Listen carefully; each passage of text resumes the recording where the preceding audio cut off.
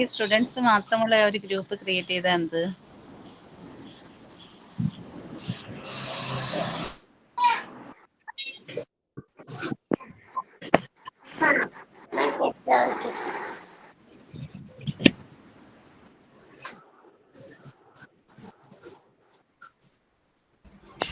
ഇത് സ്റ്റുഡൻസ് മാത്രമുള്ള ഗ്രൂപ്പിന്റെ ലിങ്ക് അല്ലേ ഇതിലിട്ടിരിക്കുന്നത്? Good morning. Good morning, Miss. Good morning. Good morning. Good morning. Good morning, ma'am. Good morning. Mute ചെയ്യട്ടെ. Just mute ചെയ്യട്ടെ. Good morning. എല്ലാവർക്കും ഗുഡ് മോർണിംഗ് ട്ടാ. ഞാൻ മ്യൂട്ട് ചെയ്തിട്ടേക്കാണ്, എല്ലാവരുടെയും സൗണ്ട് കേൾക്കുന്ന ഡിസ്റ്റർബ് ആണ്. ശരിക്കും നാളെയാണ് എന്റെ അവർ വരുന്നത് കേട്ടോ. അവർ ട്രിസാമിസ് കയറും കേട്ടോ. ട്രിസാമിസിന്റെ അവരിലാണ് ഞാനിപ്പോ കയറിയിരിക്കുന്നത്. ഓക്കെ, അപ്പോ പിന്നെന്താണ്, കഴിഞ്ഞ ക്ലാസ്സിലെ നമ്മള് ക്ലാസിഫിക്കേഷൻ ഓഫ് ഹോസ്പിറ്റൽ നോട്ട്സ് ഒക്കെ കിട്ടിയോ? ടാപ്പ് നോട്ട്സ് ഒക്കെ കിട്ടിയോ? നോട്ട്സ് കിട്ടിയോ? Okay okay. കുറെ പേർക്ക് അന്ന് കിട്ടിയില്ലായിരുന്നു എന്ന് പറഞ്ഞു. ക്ലാസിഫിക്കേഷൻ ഓഫ് ഹോസ്പിറ്റൽസ് നിങ്ങൾ വായിച്ചു നോക്കിയോ? നമ്മൾ കഴിഞ്ഞ ക്ലാസ്സിൽ എടുത്തത് വായിച്ചു നോക്കിയില്ലേ? കുഴപ്പമൊന്നുമില്ലല്ലോ, ക്ലിയർ അല്ലേ? പിന്നെ നമ്മള് എന്തും കൂടെ തുടങ്ങിയിരുന്നു, ചാപ്റ്റർ നമ്പർ 5 നമ്മള് തുടങ്ങിയിരുന്നു അല്ലെ? ഇതായിരുന്നു ഹോസ്പിറ്റൽ ഡിപ്പാർട്ട്മെന്റ്സ് അല്ലെ? അതാണ് നമ്മള് കഴിഞ്ഞ ക്ലാസ്സിൽ പറഞ്ഞത്. ഫസ്റ്റ് പേജ് നമ്മൾ ജസ്റ്റ് അതിന്റെ ഒരു ഇൻഡെക്സ് പോലെ നമ്മള് പറഞ്ഞു അല്ലെ? അപ്പൊ നമ്മൾ ഓർക്കുന്നുണ്ടോ അതൊക്കെ? ഹോസ്പിറ്റൽ ഡിപ്പാർട്ട്മെന്റ് പ്രധാനമായിട്ടും ഹോസ്പിറ്റൽ ഡിപ്പാർട്ട്മെന്റ് എന്ന് പറയുമ്പോൾ അതിനെ 3 ആയിട്ടാണ് നമ്മൾ ക്ലാസിഫൈ ചെയ്തിരുന്നത്. ഏതൊക്കെയായിരുന്നു? Medical department, supportive department, last എന്താണ്? Administrative department. ഓക്കെ, അതിനകത്ത് മെഡിക്കൽ ഡിപ്പാർട്ട്മെന്റിന്റെ അണ്ടറിൽ വരുന്നതാണ് IPD, അതുപോലെ തന്നെ OPD അല്ലെ? അതായത് inpatient department IPD, out patient department അഥവാ OPD. ക്ലിയർ ആണല്ലോ? പിന്നെ സപ്പോർട്ടീവ് ഡിപ്പാർട്ട്മെന്റ് എന്ന് പറയുമ്പോൾ അതിനെ നമ്മൾ 4 ആയിട്ട് വീണ്ടും സബ് ഡിവൈഡ് ചെയ്തിരുന്നു. ഏതൊക്കെയായിരുന്നു? തെറാപ്യൂട്ടിക്, പിന്നെ ജനറൽ, പിന്നെന്താണ്? ഡയഗ്നോസ്റ്റിക്സ്, ലാസ്റ്റ് എന്താണ്? ഇൻഫർമേറ്റീവ് അല്ലെ? ഇൻഫർമേറ്റീവ്. ഓക്കെ, അങ്ങനെയാണ് നമ്മൾ 4 ആയിട്ട് ക്ലാസിഫൈ ചെയ്തിരുന്നത്. ഇതൊക്കെ കഴിഞ്ഞ ക്ലാസ്സിൽ പറഞ്ഞതാണ് കേട്ടോ. ജസ്റ്റ് ഒന്ന് ഓർമ്മിപ്പിക്കാൻ വേണ്ടി മാത്രമാണ്. തെറാപ്യൂട്ടിക്കിന്റെ അണ്ടറിൽ എന്തൊക്കെയായിരുന്നു വന്നത്? Pharmacy, physiotherapy, dietetics. ഓക്കെ, പിന്നെ ജനറൽ എന്ന് പറയുമ്പോൾ അതിനകത്ത് കുറെ വിഭാഗങ്ങൾ വരുന്നത് അല്ലെ? ഏതൊക്കെയാണെന്ന്? CSST ഫുൾ ഫോം പഠിച്ചു വെക്കണം കേട്ടോ. Central sterile supply department. അതാണ് സെൻട്രൽ സ്റ്റെറൈൽ സപ്ലൈ ഡിപ്പാർട്ട്മെന്റ്. അത് നിങ്ങൾക്ക് പ്രത്യേകം ഒരു ചാപ്റ്റർ ആയിട്ട് തന്നെ പഠിക്കാൻ വേണ്ടിയിട്ട്, ഒരു ഹോസ്പിറ്റലിലെ എക്യുപ്മെന്റ്സുകളെയും ഇൻസ്ട്രുമെന്റ്സുകളെയും ഒക്കെ നമ്മൾ അണുവിമുക്തമാക്കിയിട്ട് സൂക്ഷിക്കാനായിട്ട് സഹായിക്കുന്ന ഒരു സപ്പോർട്ടീവ് ഡിപ്പാർട്ട്മെന്റ് ആണ് കേട്ടോ. ഓക്കെ, പിന്നെ ഹൗസ് കീപ്പിംഗ്, അതുപോലെ kitchen, laundry, security, maintenance and mortuary. ഇത്രയാണ് അതിനകത്ത് വന്നത്. പിന്നെ ഡയഗ്നോസ്റ്റിക്സ് അല്ലെ? രോഗനിർണയം. അതിൽ തന്നെ നമുക്ക് ഊഹിക്കാം എങ്ങനെയൊക്കെ നമുക്ക് രോഗനിർണയം നടത്താം. ഒന്ന്, ലാബ് ടെസ്റ്റുകളിലൂടെ. എന്താണ് റിൻസി? CSST അല്ലെ? ഓക്കെ, CSST ഫുൾ ഫോം കിട്ടിയില്ല. Central sterile supply department. Central CNTRAL, central sterile STERILE. Correct. Shahana, Shijiya, സമൂലൊക്കെ ടൈപ്പ് ചെയ്തിട്ടുണ്ട് കേട്ടോ. സെൻട്രൽ സ്റ്റെറൈൽ സപ്ലൈ ഡിപ്പാർട്ട്മെന്റ് കിട്ടിയോ? അതൊരു ചാപ്റ്റർ ആയിട്ട് തന്നെ നിങ്ങൾക്ക് പഠിക്കാനുണ്ട് കേട്ടോ.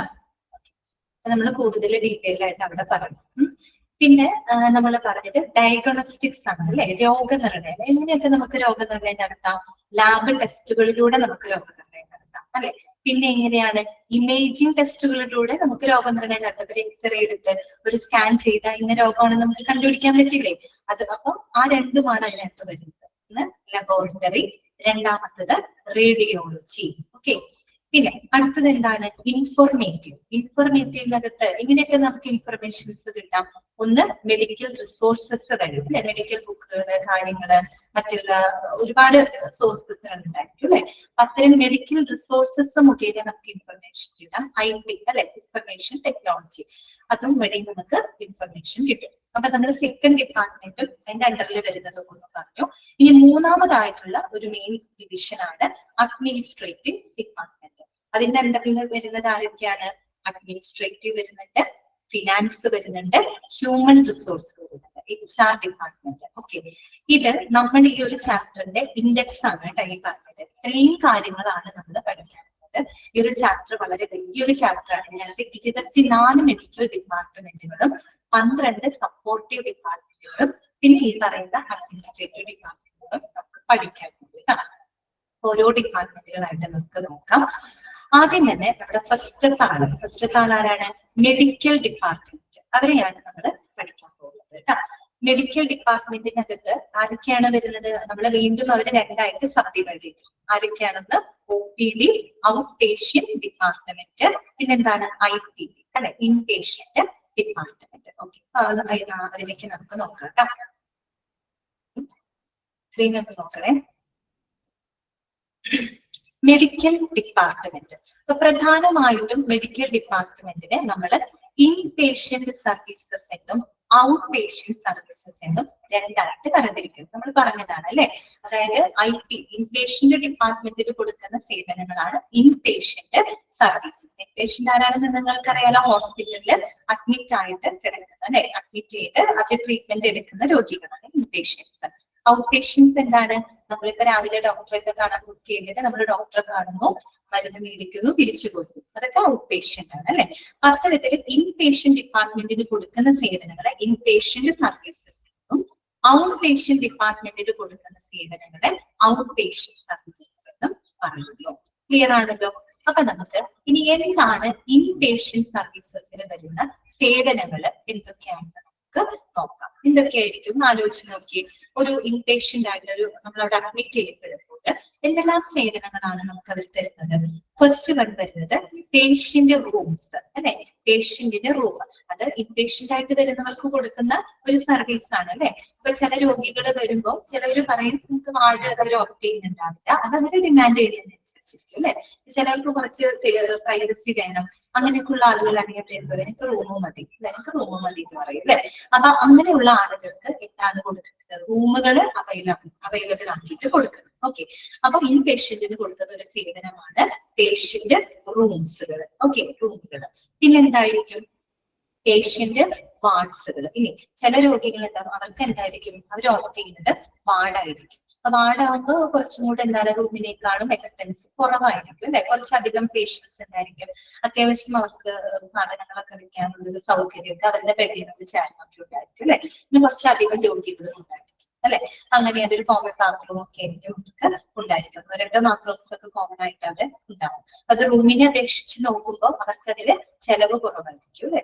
അപ്പൊ അങ്ങനെയുള്ള പേഷ്യന്റ് വാർഡ്സ് അതൊരു സേവനമാണ്. പിന്നെന്താണ് വരുന്നത്? പിന്നെന്താണ്? ഇന്റൻസീവ് കെയർ യൂണിറ്റ് അല്ലെ. ഇന്റൻസീവ് കെയർ യൂണിറ്റ് എന്ന് പറഞ്ഞാൽ എന്താണ്? ICU അല്ലെ. ഇന്റൻസീവ് കെയർ യൂണിറ്റ് നമുക്കറിയാം പേഷ്യൻസിന് കൊടുക്കുന്ന ഒരു പ്രധാനപ്പെട്ട സർവീസ് ആണ്. ഇപ്പൊ വാർഡിലോ റൂമിലോ കിടക്കുന്ന രോഗിക്ക് എന്തെങ്കിലും അവരുടെ രോഗം ഗുരുതരാവസ്ഥയിലാവുകയാണെങ്കിൽ, സിവിയർ ആവുകയാണെങ്കിൽ അവർക്കൊരു പ്രത്യേക ഒരു എന്താണ് കെയർ കൊടുക്കുന്നതിന് വേണ്ടിയിട്ട് എങ്ങോട്ട് അവർ ഷിഫ്റ്റ് ചെയ്യും? ഇന്റൻസീവ് കെയർ യൂണിറ്റ് അഥവാ ICUയിലോട്ട് ഷിഫ്റ്റ് ചെയ്യും. അപ്പൊ അത് പേഷ്യൻസിന് കൊടുക്കുന്ന സേവനമാണ് അല്ലെ, intensive care unit. Screen on ആക്കാമോ? സ്ക്രീൻ കാണുന്നില്ലേ? കാണുന്നില്ല? ഒരു മിനിറ്റ്.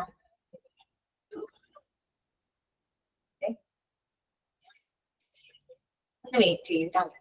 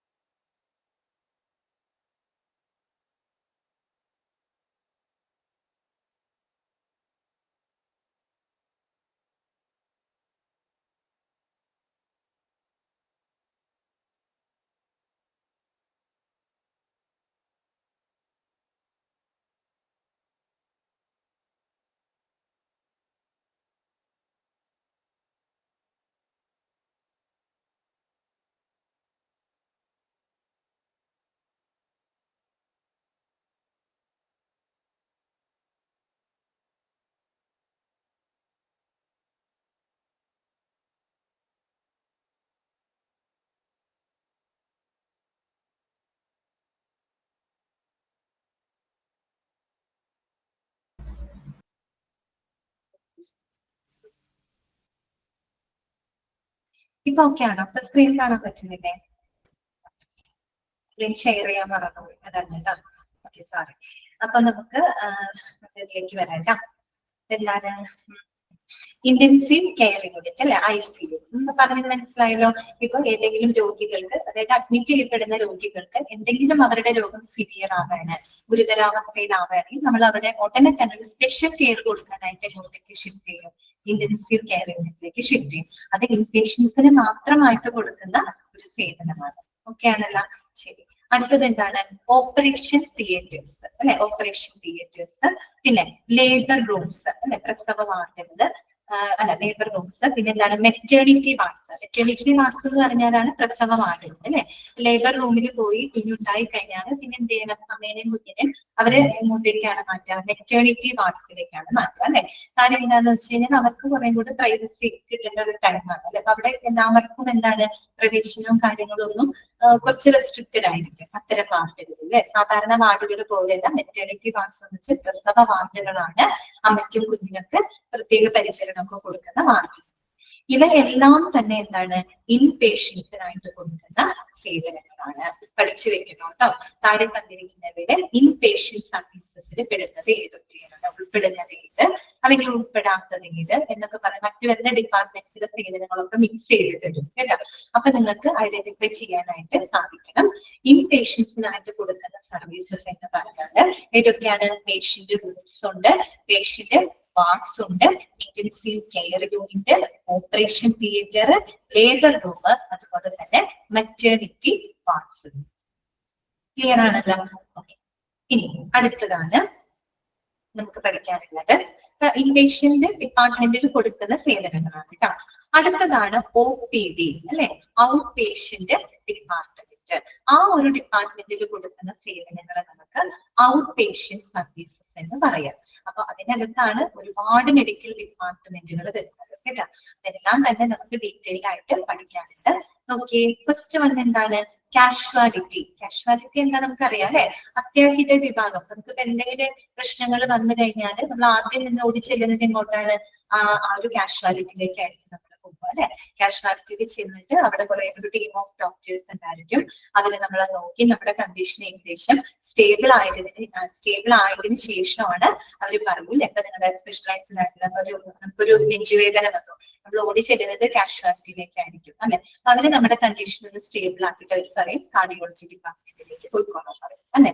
അപ്പൊ അങ്ങനെയാണ്. അപ്പൊ കാഷ്വാലിറ്റി എന്ന് പറഞ്ഞാൽ അത്യാഹിത വിഭാഗം. പിന്നെ കാർഡിയോളജി അറിയാലോ. കാർഡിയോളജി എന്താണ്? ഹൃദയ സംബന്ധമായിട്ടുള്ള പ്രശ്നങ്ങളൊക്കെ കൈകാര്യം ചെയ്ത ഡിപ്പാർട്ട്മെന്റ് ആണ്. പിന്നെന്താണ്? ഡെർമറ്റോളജി. എന്തായിരിക്കും ഡെർമറ്റോളജി? ഡെർമറ്റോളജി എന്തായിരിക്കും? സ്കിന്ന് അല്ലെ. സ്കിന്ന് മാത്രമല്ല കേട്ടോ, സ്കിന്ന് വരും, ഹെയർ വരും, നെയില് വരും.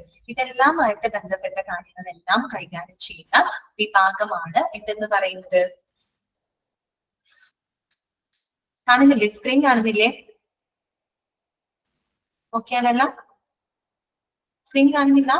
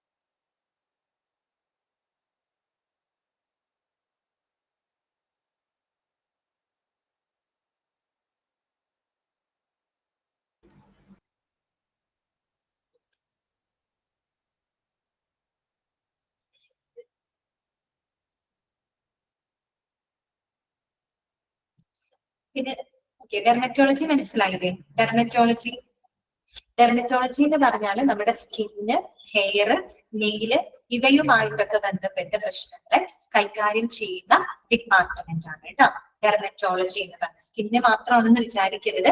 സ്കിന്നുണ്ട്, അതുപോലെ ഹെയർ ഉണ്ട്, പിന്നെ എന്താണ് നമ്മളുടെ നെയിലുണ്ട്, നഖം, ഇവയൊക്കെ ആയിട്ട് ബന്ധപ്പെട്ട പ്രശ്നങ്ങളെ കൈകാര്യം ചെയ്യുന്ന ഡിപ്പാർട്ട്മെന്റ് ആണ്. പിന്നെ വരുന്നതാണ് എന്ത്? ENT, ear, nose and throat അല്ലെ? നമ്മുടെ അറിയാലോ ENT. അപ്പൊ ENT എന്ന് പറയുമ്പോൾ നമ്മുടെ ഇയർ, നോസ്, ത്രോട്ട് ഇവയുമായിട്ട് ബന്ധപ്പെട്ട പ്രശ്നങ്ങളെ കൈകാര്യം ചെയ്യുന്ന വകുപ്പാണിത്. ഇനി അടുത്തത് എന്താണ്? ജെറിയാട്രിക്സ്. എന്താണ് ജെറിയാട്രിക്സ്? നമ്മൾ ക്ലാസിഫിക്കേഷൻ പറഞ്ഞു കേട്ടോ, ലോങ് സ്റ്റേ ഹോസ്പിറ്റലിൽ പറഞ്ഞിരുന്നു അല്ലെ?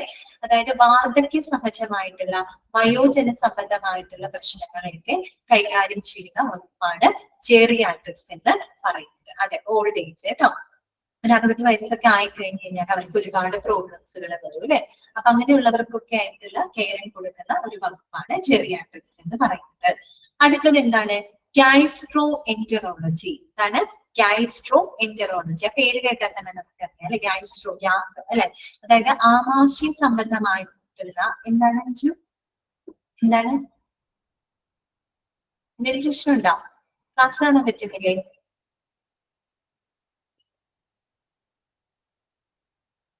എന്താണെന്ന് മനസ്സിലായില്ല. ഏതാണ് മനസ്സിലാവാതിരുന്നത്? ജെറിയാട്രിക്സ് ആണോ മനസ്സിലാവാത്ത? ആണോ? ജെറിയാട്രിക്സ് എന്ന് പറഞ്ഞാല് വാർദ്ധക്യ സഹജമായിട്ടുള്ള അസുഖങ്ങളിലെ വാർദ്ധക്യ സഹജ, ജെറിയാട്രിക് എന്ന് പറഞ്ഞാൽ വയോജനങ്ങളാണ് കേട്ടോ. അതായത് വാർദ്ധക്യ സഹജമായിട്ടുള്ള വയോജന സംബന്ധമായിട്ടുള്ള അസുഖങ്ങളെയെല്ലാം കൈകാര്യം ചെയ്യുന്ന വകുപ്പാണ് ജെറിയാട്രിക്സ് എന്ന് പറയുന്നത്. നമ്മളിത് പറഞ്ഞിരുന്നു, ക്ലാസിഫിക്കേഷൻ പറഞ്ഞില്ലേ? അപ്പൊ നമ്മള് ലെങ്ത് ഓഫ് സ്റ്റേനെ ഡിപ്പെൻഡ് ചെയ്തിട്ട് രണ്ടായിട്ട് ക്ലാസിഫൈ ചെയ്തില്ലേ? ഷോർട്ട് സ്റ്റേയും ലോങ് സ്റ്റേയും. അതിനകത്ത് ലോങ് സ്റ്റേയുടെ ഒരു എക്സാമ്പിൾ ആയിരിക്കും കേട്ടോ ജെറിയാട്രിക് കെയർ സെന്റർ. അപ്പൊ അവിടെ പറഞ്ഞിരുന്നു. ഓക്കെ, അപ്പൊ ഒന്ന് ശ്രദ്ധിക്കാം കേട്ടോ. വയോജന സംബന്ധമായിട്ടുള്ള പ്രശ്നങ്ങളെ കൈകാര്യം ചെയ്യുന്ന വകുപ്പാണ് കേട്ടോ. പിന്നെ അടുത്തത് എന്താണ്? ഗാസ്ട്രോ എന്ററോളജി. അതായത് ആമാശയ സംബന്ധമായിട്ടുള്ള പ്രശ്നങ്ങളെയൊക്കെ കൈകാര്യം ചെയ്യുന്ന വകുപ്പാണ് ഗാസ്ട്രോ എന്ററോളജി എന്ന് പറയുന്നത്. ഓക്കെ ആണല്ലോ. പിന്നെന്താണ്? ജനറൽ സർജറി അല്ലെ? സർജിക്കൽ വിഭാഗം ഉണ്ടായിരിക്കും അല്ലെ? ശസ്ത്രക്രിയാ വിഭാഗം ഉണ്ടായിരിക്കും. പിന്നെ ഹെമറ്റോളജി. എന്താണ് ഹെമറ്റോളജി എന്ന് പറഞ്ഞാല്? എന്തായിരിക്കും ഹെമറ്റോളജി? ഹെമറ്റോളജി എന്ന് പറഞ്ഞാൽ എന്തിനെ കുറിച്ചുള്ള സ്റ്റഡിയാണ്? അറിയാമോ? എന്താണ്? Study of blood. അതെ അതെ, കറക്റ്റ് ആണ്. ഷിജിയ, ഇനാമി, റീമ, ഓക്കെ, ശ്രീലക്ഷ്മി, അബ്ദുൾ സലാം, സുമി, ഒക്കെ കറക്റ്റ് ആണ് കേട്ടോ. സ്റ്റഡി ഓഫ് ബ്ലഡ് ആണ് അല്ലെ? അതായത് രക്തത്തിനെ കുറിച്ചും രക്തത്തിൽ വരുന്ന വൈകല്യങ്ങൾ അല്ലെ? ബ്ലഡ് ആൻഡ് ബ്ലഡ് ഡിസോർഡേഴ്സിനെ കുറിച്ചൊക്കെ പഠിക്കുന്ന ഒരു ശാഖയാണ്, ഒരു വിഭാഗമാണ് ഹെമറ്റോളജി എന്ന് പറയുന്നത് കേട്ടോ. ഹെമറ്റോളജി. ഓക്കെ, അറിയാത്തവരൊന്ന് നോട്ട് ചെയ്ത് വെക്കുക കേട്ടോ. Study of blood and blood disorders കേട്ടോ. ബ്ലഡിനെ കുറിച്ചും ബ്ലഡ് ഡിസോർഡേഴ്സിനെ കുറിച്ചുള്ള വകുപ്പാണ് ഹെമറ്റോളജി എന്ന് പറയുന്നത്. അടുത്തതാണ് എന്ത്? ഒബ്സ്റ്റെറ്റിക്സ്. എന്താണ് ഒബ്സ്റ്റെറ്റിക്സ്? എന്താണ് ഒബ്സ്റ്റെറ്റിക്സ് എന്ന് പറഞ്ഞു കഴിഞ്ഞാല്? പ്രസവ ചികിത്സാ സംബന്ധമായിട്ടുള്ള പ്രശ്നങ്ങളൊക്കെ കൈകാര്യം ചെയ്യുന്ന വകുപ്പാണ്. അതാണ് ഒബ്സ്റ്റെറ്റിക്സ് എന്ന് പറയുന്നത്. പ്രസവ സംബന്ധമായിട്ടുള്ള ഈ പ്രസവ ചികിത്സയുമായിട്ട് ബന്ധപ്പെട്ട ഒരു വകുപ്പാണ് കേട്ടോ. അപ്പൊ നിങ്ങൾ ഗൈനക്കോളജി ആണോ എന്ന് വിചാരിക്കും. ഗൈനക്കോളജിയും ഒബ്സ്റ്റെറ്റിക്സും തമ്മിൽ ഏകദേശം സിമിലാരിറ്റി ആണ് കേട്ടോ. ഏകദേശം ഒരുപോലൊക്കെ തന്നെയാണ്. അതിന്റെ ഭാഗമായിട്ട് തന്നെയാണ് ഹോസ്പിറ്റലിൽ പ്രവർത്തിക്കാൻ കേട്ടോ. ഒബ്സ്റ്റെറ്റിക്സ് എന്ന് പറഞ്ഞു കഴിഞ്ഞാല് പ്രസവ ചികിത്സയുമായിട്ട് ബന്ധപ്പെട്ട വിഭാഗമാണ്. ക്ലിയർ ആണല്ലോ? ഓക്കെ, അടുത്തത് എന്താണ്? പീഡിയാട്രിക്സ്. നമുക്ക് എല്ലാവർക്കും അറിയാം അല്ലെ? പീഡിയാട്രിക്സ് എന്താണ്? ശിശുരോഗ സംബന്ധമായിട്ടുള്ള പ്രശ്നങ്ങളെയൊക്കെ കൈകാര്യം ചെയ്യുന്ന വകുപ്പാണ് പീഡിയാട്രിക്സ് എന്ന് പറയുന്നത് അല്ലെ? ചൈൽഡ്, അതെ, കുട്ടികളുമായിട്ട് ബന്ധപ്പെട്ടതാണ്. ഏകദേശം ഒരു 15 വയസ്സ് വരെയൊക്കെയുള്ള ടൈം കേട്ടോ. അങ്ങനെ കുട്ടികളുടെ ആരോഗ്യവുമായിട്ടൊക്കെ ബന്ധപ്പെട്ട വിഭാഗം, ദാറ്റ് ഈസ് കോൾഡ് പീഡിയാട്രിക്സ്. അടുത്തത് എന്താണ്? ന്യൂറോളജി. എന്താണ് ന്യൂറോളജി? എന്താണ് ന്യൂറോളജി എന്ന് പറഞ്ഞാല്? യെസ്, നർസ് അല്ലെ? ന്യൂറോൺ സംബന്ധമായിട്ടുള്ള പ്രശ്നങ്ങളെയൊക്കെ കൈകാര്യം ചെയ്യുന്ന വകുപ്പാണ്. നാഡീ സംബന്ധമായിട്ടുള്ള പ്രശ്നങ്ങളെയൊക്കെ കൈകാര്യം ചെയ്യുന്ന വകുപ്പാണ് ന്യൂറോളജി. അപ്പൊ നമുക്ക് സ്ട്രോക്ക് അങ്ങനെയുള്ള പ്രശ്നങ്ങളൊക്കെ വരികയുണ്ട്. സ്വാഭാവികമായിട്ട് അവര് ന്യൂറോ സർജറി അല്ലെങ്കിൽ ന്യൂറോളജിയിൽ കാണിക്കാനായിട്ടാണ് അവര് നമ്മളോട് ആവശ്യപ്പെടുക കേട്ടോ. നെർവ് സംബന്ധമായിട്ടുള്ള പ്രശ്നങ്ങളൊക്കെയാണ് കൈകാര്യം ചെയ്യുന്നത്. അടുത്തത് എന്താണ്?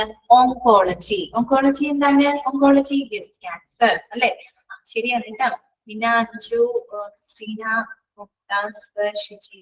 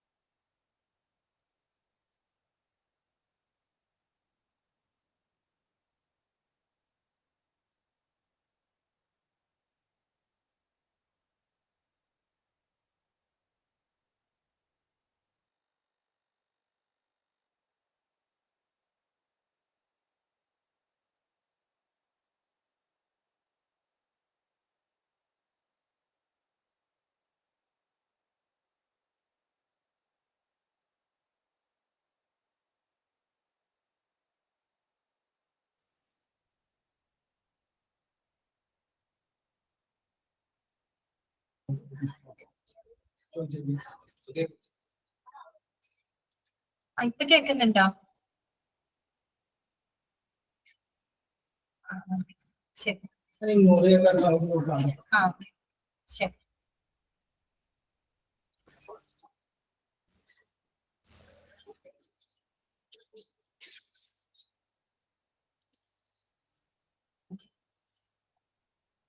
ഇപ്പൊ കേൾക്കാം അല്ലെ? Sorry for the disturbance. കാരണം ഇപ്പൊ പവർ ഫെയിലിയർ വന്നു, പെട്ടെന്ന് നെറ്റ് കട്ടായി പോയി, കുറച്ച് ടൈം നിങ്ങളുടെ നഷ്ടപ്പെട്ടു അല്ലെ? സാറില്ല.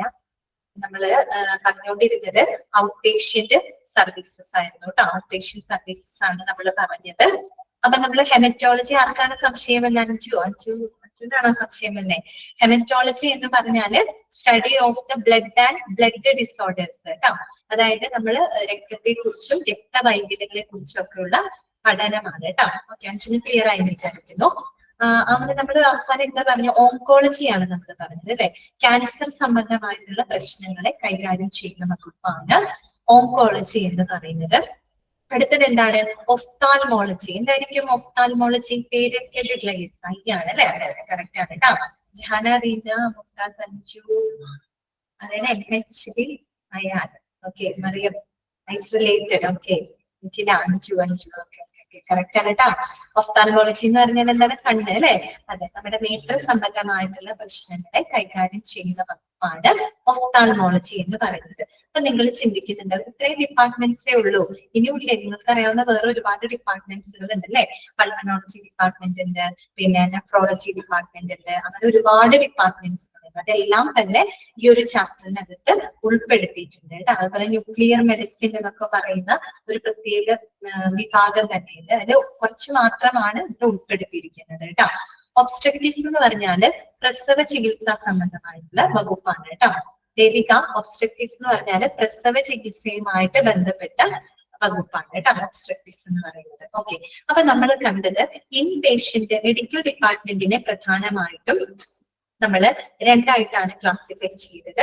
ഏതൊക്കെയായിരുന്നു? ഒന്ന് IPD ആൻഡ് OPD. ഇൻ പേഷ്യൻസിന് കൊടുക്കുന്ന ഡിപ്പാർട്ട്മെന്റിൽ കൊടുക്കുന്ന സേവനങ്ങൾ ഇൻ പേഷ്യന്റ് സർവീസസ് എന്ന് പറയുന്നു. എക്സാമ്പിൾസ് പഠിച്ചു വെക്കാം. Patient room, patient ward, intensive care unit, അതുപോലെ തന്നെ operation theatre, labour room, maternity വാർഡ്സുകളൊക്കെയാണ് ഇൻ പേഷ്യന്റ് സർവീസസിൽ ഉൾപ്പെടുന്നത്. ഇനി ഔട്ട് പേഷ്യന്റ് ഡിപ്പാർട്ട്മെന്റിലെ രോഗികൾക്കായിട്ട് കൊടുക്കുന്ന സേവനങ്ങളാണ് ഔട്ട് പേഷ്യന്റ് സർവീസസ് എന്ന് പറയുന്നത്. അതിനകത്ത് ഒരുപാട് മെഡിക്കൽ ഡിപ്പാർട്ട്മെന്റ്സുകൾ വരും അല്ലെ? നമ്മളിപ്പോ പറഞ്ഞ കാർഡിയോളജി, പൾമണോളജി, ഡെർമറ്റോളജി, കാഷ്വാലിറ്റി, അതുപോലെ തന്നെ ഓങ്കോളജി, ന്യൂറോളജി, ഒഫ്താൽമോളജി ഇതെല്ലാം അതിനകത്ത് വരുന്നതാണ്. അപ്പൊ നിങ്ങൾ പഠിക്കുക, ഓരോ വിഭാഗവും കേൾക്കുമ്പോൾ എന്തുമായിട്ട് ബന്ധപ്പെട്ടിരിക്കുന്നതാണെന്ന് മനസ്സിലാക്കി വെക്കുക കേട്ടോ. ഓക്കെ, അപ്പൊ നമുക്ക് അതില് ആദ്യത്തെ ഡിപ്പാർട്ട്മെന്റുകൾ തന്നെ നമുക്ക് പറഞ്ഞു തുടങ്ങാം കേട്ടോ.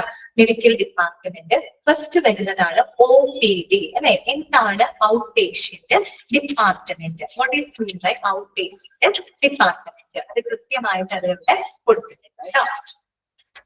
നോക്കാം. അതായത് in this department people come to the hospital only for a consultation and not for admission അല്ലെ? ഔട്ട് പേഷ്യന്റ് ഡിപ്പാർട്ട്മെന്റ് എന്ന് പറയുമ്പോൾ നമ്മൾ സാധാരണ എന്തെങ്കിലും ബുദ്ധിമുട്ട് വന്നാൽ നമ്മൾ ഡോക്ടറെ ബുക്ക് ചെയ്ത് പോയി കാണും അല്ലെ? ഡോക്ടറെ കണ്ട് മരുന്ന് മേടിച്ച് നമ്മൾ തിരിച്ച് വീട്ടിലോട്ട് പോവുകയാണ്. അപ്പോൾ ഇത്തരത്തില് ഔട്ട് പേഷ്യന്റ് ഡിപ്പാർട്ട്മെന്റിൽ വരുന്ന രോഗികൾ എന്ന് പറഞ്ഞാൽ അത് ഡോക്ടറെ കൺസൾട്ട് ചെയ്യാനായിട്ട് വരുന്നതാണ്. അഡ്മിഷൻ പർപ്പസോട് കൂടിയിട്ട് വരുന്നതല്ല അല്ലെ? കൺസൾട്ട് ചെയ്യാനായിട്ട് വരുന്ന ആളുകളാണ്. The patient seek medical advice from a medication for them to take for a certain period of time അല്ലെ? അതായത് ഒരു നിശ്ചിത കാലയളവിലേക്കുള്ള മരുന്നുകൾ ഈ പറയുന്ന ഡോക്ടർ അവർക്ക് കൊടുക്കുകയാണ്. അതിന്റെ അടിസ്ഥാനത്തിൽ അവര് ട്രീറ്റ്മെന്റ് എടുക്കുകയാണ് ചെയ്യുന്നത് അല്ലെ? Okay, the patients are then asked to come back for a follow up. അതിനുശേഷം ഡോക്ടർ എന്ത് പറയും? നമ്മളോട് ഒരു ഫോളോ അപ്പിന് വേണ്ടി വരാൻ പറയും. അപ്പൊ നമ്മൾ തന്നെ നമുക്ക് പനിയോ ബുദ്ധിമുട്ടോ വന്ന് നമ്മൾ ഡോക്ടറെ കാണാൻ പോകും. അദ്ദേഹം ചിലപ്പോൾ നമുക്കൊരു 3 ദിവസത്തേക്കുള്ള മരുന്നുകളൊക്കെ എഴുതി തരും അല്ലെ? എന്നിട്ട് എഴുതിയിട്ട് എന്ത് പറയുന്നത്? കഴിക്കുക, എന്നിട്ട് കുറഞ്ഞില്ലെങ്കിൽ ഒരു 3 ദിവസം കഴിഞ്ഞിട്ടൊന്ന് വന്ന് കാണണം കേട്ടോ എന്ന് ഡോക്ടർ നമ്മളോട് പറയാറില്ലേ? എന്നതുപോലെ പേഷ്യൻസ് എന്ത് ചെയ്യും? ഫോളോ അപ്പിന് വേണ്ടിയിട്ട് പേഷ്യൻസിനോട് ഡോക്ടർമാര് വരാനായിട്ട് ആവശ്യപ്പെടും. പിന്നെ എന്താണ് the patients treatment within the boundaries of the hospital last only a day. അതാണ് അവിടെ പ്രത്യേകത അല്ലെ. അവിടെ എന്താണ് രോഗിയുടെ ചികിത്സ എന്ന് പറയുന്നത് എന്താണ് ആശുപത്രിക്കകത്ത് വെറും ഒരു ദിവസം മാത്രമേ വരുന്നു അല്ലെ. അന്ന് വെച്ചാൽ അവിടെ അഡ്മിറ്റ് ആകപ്പെടുന്നില്ല. അവര് വരുന്നു, ഡോക്ടറെ കാണുന്നു, മരുന്ന് മേടിച്ച് തിരിച്ചു പോകുന്നു. അപ്പൊ അതാണ് അവിടെ ഉദ്ദേശിച്ചത് കേട്ടോ. Patients treatment within the boundaries of the hospital last only a day. പിന്നെ എന്താണ് out patient department runs for a specific time during the day. നമുക്കറിയാം അല്ലെ, ഒരു OPD ഔട്ട് പേഷ്യന്റ് ഡിപ്പാർട്ട്മെന്റ് എന്ന് പറഞ്ഞു കഴിഞ്ഞാൽ അതൊരു പെർട്ടിക്കുലർ ടൈം വരെ പ്രവർത്തിക്കും. ഫുൾ ഡേ പ്രവർത്തിക്കുന്ന ഒരു ഡിപ്പാർട്ട്മെന്റ് എന്ന് പറയാൻ പറ്റൂ ഇല്ല. അതെന്താണ് ഈ ഡോക്ടേഴ്സ് അത് കഴിഞ്ഞാൽ വേറെ കാര്യങ്ങൾക്കായിട്ട് പോകും അല്ലെ. അപ്പൊ ചിലപ്പോൾ ഒരു രാവിലെ തൊട്ട് ഉച്ചവരെ മാത്രമേ ചിലപ്പോൾ ഡോക്ടറെ കിട്ടും. നമ്മൾ അപ്പോയിന്റ്മെന്റ് എടുക്കുമ്പോൾ തന്നെ അവർ പറയൂലേ ഡോക്ടർ ഇത്ര സമയം വരെ ഇരിക്കുന്നുള്ളൂ, അല്ലെങ്കിൽ 12 മണി വരെ ഡോക്ടർ ഉണ്ടാവുള്ളൂ, അല്ലെങ്കിൽ 1 മണി വരെ ഡോക്ടർ ഉണ്ടാവുള്ളൂ എന്ന് പറഞ്ഞാൽ ഔട്ട് പേഷ്യന്റ് ഡിപ്പാർട്ട്മെന്റ് ഒരു ദിവസം ഒരു പെർട്ടിക്കുലർ ടൈം വരെ മാത്രമാണ് പ്രവർത്തിക്കുന്നത് കേട്ടല്ലോ. ഓക്കെ. പിന്നെന്താണ് consultation doctors are usually appointed to handle the OPD. Consultation doctors എന്ന് വെച്ചാൽ സീനിയർ ഡോക്ടേഴ്സുകളാണ് അല്ലെ. അപ്പൊ ആ ഡോക്ടേഴ്സുകളാണ് പൊതുവെ OPD കൈകാര്യം ചെയ്യാനായിട്ട് അവിടെ അപ്പോയിന്റ് ചെയ്തിരിക്കുന്നത്. അവരാണ് സാധാരണയായിട്ട് OPD ഹാൻഡിൽ ചെയ്യുന്നത്. ഇതൊക്കെ നമുക്കറിയാവുന്ന കാര്യമാണ് അല്ലെ. അപ്പൊ എന്താണ് ഔട്ട് പേഷ്യന്റ് ഡിപ്പാർട്ട്മെന്റ് എന്ന് പറഞ്ഞാൽ അറിയാലോ, അതായത് ഡോക്ടേഴ്സിനെ നമ്മൾ അവിടെ അഡ്മിഷൻ, നമ്മൾ അവിടെ ഡോക്ടറെ കാണാൻ വരുന്ന ഒരു അഡ്മിഷൻ പർപ്പസിന് വേണ്ടിയിട്ടില്ല, ജസ്റ്റ് നമ്മൾ കൺസൾട്ടേഷന് വേണ്ടി മാത്രമായിട്ടാണ് നമ്മൾ വരുന്നത്. അവിടെ നമ്മുടെ ചികിത്സ എന്ന് പറഞ്ഞാൽ വെറും ഒരു ദിവസം മാത്രം നീണ്ടു നിൽക്കുന്ന ഒരു ചികിത്സയാണ് അല്ലെ. ഓൺലി ഡേ, ഒരു പകൽ ടൈമാണ് അവരോട് പറയുന്നത്. പിന്നെ നിങ്ങൾ മനസ്സിലാക്കുക, ഒരു ഔട്ട് പേഷ്യന്റ് ഡിപ്പാർട്ട്മെന്റ് എന്ന് പറഞ്ഞാൽ അത് ദിവസത്തിൽ ഒരു പെർട്ടിക്കുലർ ടൈം വരെ മാത്രമേ പ്രവർത്തിക്കൂ. ഇനി 24 അവർ പ്രവർത്തിക്കുന്ന ഡിപ്പാർട്ട്മെന്റുകളൊക്കെ ഇനി നമ്മൾ പഠിക്കും. ഈ ഒരു ഡിപ്പാർട്ട്മെന്റ് ഒരു പെർട്ടിക്കുലർ ടൈം വരെ മാത്രമേ പ്രവർത്തിക്കുള്ളൂ. സാധാരണ കൺസൾട്ടന്റ് ഡോക്ടേഴ്സുകളായിരിക്കും, അതായത് സീനിയർ ഡോക്ടേഴ്സുകളായിരിക്കും ഈ പറയുന്ന ഔട്ട് പേഷ്യന്റ് ഡിപ്പാർട്ട്മെന്റ് കൈകാര്യം ചെയ്യുന്നത്. ഓക്കെ, ജനറൽ ആയിട്ടുള്ള കാര്യങ്ങളൊക്കെയാണ് കേട്ടോ അവിടെ പറഞ്ഞത്. ക്ലിയർ ആണല്ലോ ഔട്ട് പേഷ്യന്റ് ഡിപ്പാർട്ട്മെന്റ്. ഓക്കെ, നമ്മൾ അതിനകത്ത് ഫസ്റ്റ് പറഞ്ഞ വകുപ്പാണ് എന്ത്, കാഷ്വാലിറ്റി അല്ലെ, അത്യാഹിത വിഭാഗം, അല്ലെങ്കിൽ നമുക്ക് എന്ത് പറയാം, എമർജൻസി ഡിപ്പാർട്ട്മെന്റ് അല്ലെ. കാഷ്വാലിറ്റി അഥവാ എമർജൻസി ഡിപ്പാർട്ട്മെന്റ്. എന്തൊക്കെ കാര്യങ്ങളാണ് ആ ഒരു ഡിപ്പാർട്ട്മെന്റിനകത്ത് പറഞ്ഞിരിക്കുന്നത്? The department also knows the accident and the emergency department handles the problem of patients who have brought by an ambulance in an emergency situation. അതായത് ഒരു എമർജൻസി സിറ്റുവേഷനിൽ കൊണ്ടുവരുന്ന രോഗികളെ പരിചരിക്കുന്ന വിഭാഗമാണ് എന്തെന്ന് പറയുന്നത് കാഷ്വാലിറ്റി അഥവാ എമർജൻസി ഡിപ്പാർട്ട്മെന്റ്. ക്ലിയർ ആണല്ലോ. ഓക്കെ, ഈ ആംബുലൻസ് കൊണ്ടുവരാന്ന് പറഞ്ഞാൽ അത്രയും എമർജൻസി ആയിട്ട് കൊണ്ടുവരാന്നാണ് ഉദ്ദേശിക്കുന്നത് കേട്ടോ. അങ്ങനെയുള്ള രോഗികൾക്ക് പ്രത്യേകം പരിചരണം കൊടുക്കുന്ന വിഭാഗമാണ്. അപ്പൊ നമുക്കായാലും എന്തെങ്കിലും ബുദ്ധിമുട്ട് വന്നാൽ ആദ്യം നമ്മൾ കൊണ്ടു ചെല്ലുന്നത് കാഷ്വാലിറ്റിയിലേക്കായിരിക്കും അല്ലെ. This department works around the clock and is equipped to deal with all kinds of emergencies. അപ്പൊ എന്താണ് പ്രത്യേകത ഈ ഡിപ്പാർട്ട്മെന്റിന്റെ? ഈ ഡിപ്പാർട്ട്മെന്റ് 24 അവറും പ്രവർത്തിക്കുന്ന ഡിപ്പാർട്ട്മെന്റ് ആണ്. ചിലപ്പോൾ ചോദിക്കാം, 24 അവറും പ്രവർത്തിക്കുന്ന ഹോസ്പിറ്റലിന്റെ വകുപ്പ് ഏതാണ്? അത് കാഷ്വാലിറ്റി ആണ്, എമർജൻസി ഡിപ്പാർട്ട്മെന്റ് ആണ് അല്ലെ. അവർക്ക് ഒരുവിധം എല്ലാ തരത്തിലും പെട്ട എമർജൻസികളും അല്ലെ, അടിയന്തരമായിട്ടുള്ള എല്ലാ കേസുകളെയും കൈകാര്യം ചെയ്യുന്ന ഒരു വകുപ്പാണ്. The patients are assessed according to the degree of injury or emergency and then given immediate treatment before being sent to a specialized department for further treatment. അപ്പൊ നമ്മൾ നേരത്തെ പറഞ്ഞൊരു കാര്യമാണ് സൂചിപ്പിക്കുന്നത്. ഇവിടെ പേഷ്യൻസിന് എന്താണ്, അവർക്ക് അവരുടെ പരിക്കിന്റെ അല്ലെങ്കിൽ അവരുടെ ഗുരുതരാവസ്ഥയുടെ ആ ഒരു പരിധി അല്ലെ, ആ ഒരു തീവ്രത മനസ്സിലാക്കിക്കൊണ്ടാണ് അവിടെ പേഷ്യൻസിനെ പ്രവേശിപ്പിക്കുന്നത്. അത് മാത്രമല്ല, അവർക്ക് പെട്ടെന്ന് ഒരു ഫസ്റ്റ് എയ്ഡ് പോലെ അതിനൊന്ന് ജസ്റ്റ് ഒന്ന് സ്റ്റേബിൾ ആക്കും അല്ലെ. അതാണ് ഇമീഡിയറ്റ് ആയിട്ടുള്ള ഒരു ട്രീറ്റ്മെന്റ് കൊടുത്തതിന് ശേഷം പിന്നീട് അവരെങ്ങോട്ടേക്ക് മാറ്റാണ്, അവരുടെ രോഗവുമായിട്ട് ബന്ധപ്പെട്ട സ്പെഷ്യലൈസ്ഡ് ഡിപ്പാർട്ട്മെന്റിലേക്ക് അവരെ സെറ്റ് ചെയ്യുകയാണ് ചെയ്യുന്നത്. മനസ്സിലായല്ലോ. ഇതൊക്കെ നമുക്ക് അറിയാവുന്ന കാര്യമാണ് അല്ലെ. ഒരു കാഷ്വാലിറ്റി എന്നത് നമുക്കറിയാം. Casualty department is also known as A emergency department. അതിൽ ഓർക്കാനുള്ള പോയിന്റ്സ് ഇത്ര മാത്രമേ ഉള്ളൂ. അത് 24 അവറും റൺ ചെയ്യുന്ന ഒരു ഡിപ്പാർട്ട്മെന്റ് ആണ്. എമർജൻസി ആയിട്ടുള്ള കാര്യങ്ങളെല്ലാം കൈകാര്യം ചെയ്യുന്നത് അവിടെയാണ്. അപ്പൊ ഒന്ന് ജസ്റ്റ് പേഷ്യന്റിനെ സ്റ്റേബിൾ ആക്കിയതിനു ശേഷം അവരുടെ രോഗവുമായിട്ട് ബന്ധപ്പെട്ട വിഭാഗത്തിലേക്ക് അവരെ എന്താണ് ട്രാൻസ്ഫർ ചെയ്യാണ് ചെയ്യുന്നത്. ക്ലിയർ ആണല്ലോ. ഓക്കെ, ഒന്ന് വായിച്ചു നോക്ക് കേട്ടോ. ഒന്ന് വായിച്ചു നോക്കി, എന്തെങ്കിലും പറഞ്ഞ് മനസ്സിലാവാത്തതൊന്നും ഇല്ലല്ലോ അതിനകത്ത്. ഓക്കെ അല്ലേ? ശരി. ഇനി നമുക്ക് നോക്കാവുന്ന അടുത്ത ഡിപ്പാർട്ട്മെന്റ് ആണ് കാർഡിയോളജി അല്ലെ. കാർഡിയോളജി എന്താണ്? കാർഡിയോളജി ഹൃദയ സംബന്ധമായിട്ടുള്ള പ്രശ്നങ്ങളെയെല്ലാം കൈകാര്യം ചെയ്യുന്ന ഒരു ഡിപ്പാർട്ട്മെന്റ് ആണ് കാർഡിയോളജി എന്ന് പറയുന്നത്. അപ്പൊ നോക്കിക്കേ, the department as the same indicates deals with the problems of the human heart or circulation. നമ്മള് ചെറിയ ക്ലാസ്സിൽ നമ്മൾ പഠിച്ചിട്ടുണ്ട് അല്ലെ. അതായത് രക്തപര്യന വ്യവസ്ഥ. രക്തപര്യന വ്യവസ്ഥയിൽ വരുന്ന അവയവങ്ങൾ ഏതൊക്കെയാണ്? ഹൃദയം വരുന്നുണ്ട്, രക്തം വരുന്നുണ്ട്, രക്തക്കുഴലുകൾ അല്ലെ. ഇതെല്ലാം അടങ്ങിയതാണ് എന്തെന്ന് പറയുന്നത് നമ്മളുടെ രക്തപര്യന വ്യവസ്ഥ. അത്തരത്തില് നമ്മുടെ ഹാർട്ടും അതുപോലെ നമ്മുടെ രക്തപര്യന വ്യവസ്ഥയുമായിട്ട് ബന്ധപ്പെട്ട പ്രശ്നങ്ങളെ കൈകാര്യം ചെയ്യുന്ന വകുപ്പിനെയാണ് കാർഡിയോളജി എന്ന് പറയുന്നത്. Cardiology is the medical speciality that deals with it. Correct ആയിട്ട് എന്താണ് കാർഡിയോളജി എന്നുള്ളതിനെ കുറിച്ച് കൃത്യമായിട്ട് അവർ പറഞ്ഞിട്ടുണ്ട്. Cardiology is the medical speciality that deals with the diagnosis and the treatment of diseases and disorders of the heart. Correct, നിങ്ങൾക്ക് പഠിക്കേണ്ട point അവിടെ തന്നെ ഉണ്ട്, അണ്ടർലൈൻ ചെയ്ത് വെക്കുക കേട്ടോ. What is cardiology? എനിക്കൊരു ഡിസ്ക്രിപ്റ്റീവ് ക്വസ്റ്റ്യൻസ് ഒന്നും അല്ല കേട്ടോ, ഒബ്ജക്റ്റീവ് ടൈപ്പ് ക്വസ്റ്റ്യൻസ് ആണ്. അത് അറിഞ്ഞിരിക്കുക. Cardiology is the medical speciality that deals with the diagnosis and treatment of the diseases and the disorders of the heart. Okay, it treats people both on an inpatient and outpatient basis. അപ്പൊ ഈ ഒരു department എന്ന് പറയുമ്പോൾ ഇൻപേഷ്യൻസിന് മാത്രമായിട്ട് കൊടുക്കുന്നതല്ല, അല്ല, inpatient ബേസിസിലും out patient services ആയിട്ടും കൊടുക്കുന്ന ഒരു സേവനമാണ് കാർഡിയോളജി എന്ന് പറയുന്നത് അല്ലെ. രണ്ടു കൂട്ടർക്കും കൊടുക്കുന്നുണ്ട്. അവിടെ അഡ്മിറ്റ് ആയിട്ടുള്ള പേഷ്യൻസിനും ആ ഒരു സേവനം ലഭ്യമാണ്. പുറത്തുനിന്ന് ഹൃദയ സംബന്ധമായിട്ട് പ്രശ്നങ്ങളുമായിട്ട് വരുന്ന ആളുകൾക്കും ഈ സേവനം കൊടുക്കുന്നുണ്ട്. അതുകൊണ്ടാണ് ഇൻപേഷ്യന്റിനും ഔട്ട് പേഷ്യന്റ് ബേസിസിലും സേവനം കൊടുക്കുന്ന ഒരു ഡിപ്പാർട്ട്മെന്റ് ആണ്. ഇനി the biggest area of heart disease എന്ന് പറയുന്നത് എന്താണ്? That is treated as A coronary artery disease അഥവാ CAD എന്നാണ് പറയാ. എന്താണ് പറയാ? CAD എന്നാണ് പറയാ. മനസ്സിലായോ? അതായത് നമ്മുടെ കൊറോണറി ആർട്ടറീസ് ഉണ്ട്, ഹൃദയത്തിലേക്ക് എന്താണ് രക്തം എത്തിക്കുന്ന കുഴലുകളുണ്ട്. ആ കുഴലുകളിൽ വരുന്ന ഒരു ഇൻഫ്ലമേഷൻ അല്ലെങ്കിൽ അവയ്ക്കുണ്ടാകുന്ന ബ്ലോക്കേജിനെയാണ് നമ്മൾ എന്തെന്ന് പറയുന്നത്? CAD എന്ന് പറയുന്നത്. CAD എന്ന് ഷോർട്ട് ഫോം ആക്കിയിട്ട് പറയുന്നതാണ് കേട്ടോ. കൊറോണറി ആർട്ടറി ഡിസീസ് എന്നാണ് പറയുക. ഡോക്ടേഴ്സ് ചുരുക്കി എന്താ എഴുതുക? CAD എന്നാണ് പറയുന്നത്. അതായത് നമ്മുടെ കൊറോണറി ആർട്ടറീസ്, ഹൃദയത്തിലേക്ക് രക്തം കൊണ്ടുവരുന്ന ധമനികളുണ്ട്.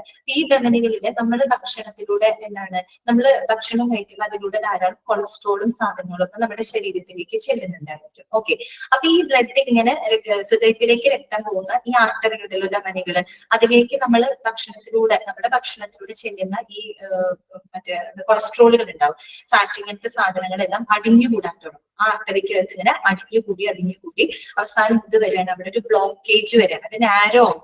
മനസ്സിലായോ? അപ്പൊ വേണ്ടത്ര രീതിയിൽ എന്ത് ചെയ്യാൻ പറ്റില്ല, ബ്ലഡിന് അതിൽ കൂടെ പാസ് ചെയ്യാൻ പറ്റാത്ത ഒരു സാഹചര്യം ഉണ്ടാകും. ഓക്കെ, ആ ഒരു അവസ്ഥയാണ് എന്തെന്ന് പറയുന്നത്? കൊറോണറി ആർട്ടറി ഡിസീസ് അഥവാ CAD എന്ന് സൂചിപ്പിക്കുന്നത്. ക്ലിയർ ആണല്ലോ? ഇനി അതിന് എക്സാമ്പിൾ ആണ് എന്ത്? ആൻജിന. ആൻജിന എന്ന് പറഞ്ഞാൽ ശരിക്കും എന്താണ്? ഒരു പെയിൻ ആണ്. അതായത് നമുക്ക് ഈ പറയുന്ന ബ്ലഡ് വെസൽസിലുള്ള ബ്ലഡ് വേണ്ടത്ര രീതിയിൽ പ്രവഹിക്കാതെ വരുമ്പോൾ നമുക്കൊരു ശക്തമായിട്ടുള്ള നെഞ്ചുവേദന അനുഭവപ്പെടും. നമുക്ക് ഭയങ്കരമായിട്ടൊരു നെഞ്ചുവേദന അനുഭവപ്പെടും. ആ ഒരു അവസ്ഥേനെയാണ് നമ്മൾ ആൻജിന എന്ന് പറയുന്നത്. ആൻജിന എന്ന് പറഞ്ഞാൽ ശരിക്കും ഒരു നമുക്ക് അതിശക്തമായിട്ടൊരു നെഞ്ചുവേദന ഉണ്ട്. കാരണം ഈ ബ്ലഡ് വെസൽസിലൂടെ എന്ത് പോകുന്നില്ല, ബ്ലഡ് വേണ്ടത്ര നല്ല രീതിയിൽ പാസ് ചെയ്യുന്നില്ല. ഹൃദയത്തിലേക്ക് വേണ്ടത്ര രീതിയിൽ ബ്ലഡ് വരില്ല, ഓക്സിജനേറ്റഡ് ബ്ലഡ് ഹൃദയത്തിലേക്ക് വരില്ല. ആ സമയത്ത് നമ്മുടെ നെഞ്ചില് ഭയങ്കര അതിശക്തമായിട്ടുള്ള ഒരു പെയിൻ അനുഭവപ്പെടും.